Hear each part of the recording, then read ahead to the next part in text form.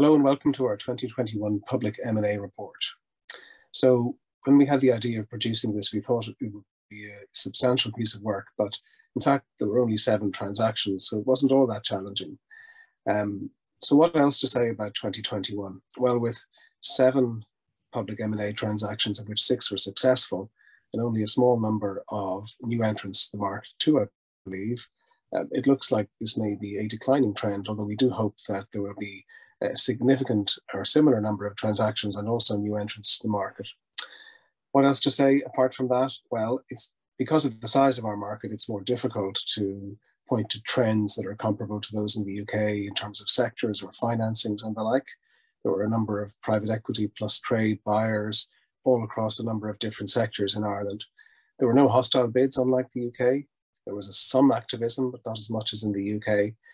And I suppose the one point that is most comparable to the UK is that there were mostly schemes of arrangement in Ireland. Only one transaction was not a scheme of arrangement. And in the UK, it's a majority. David, what would you pick out from 2021? So the transaction I pick out is UDG Healthcare, because it's an example of a price increase. So a little bit of activism in that case. The EGM court meeting had to be pulled at the last minute for a price increase statement to be made. Perhaps an indication of something that we've been observing more generally in AGMs, and you can see that in our AGM report, which is also available for download on our website, that there's been less engagement, less voting participation at AGMs.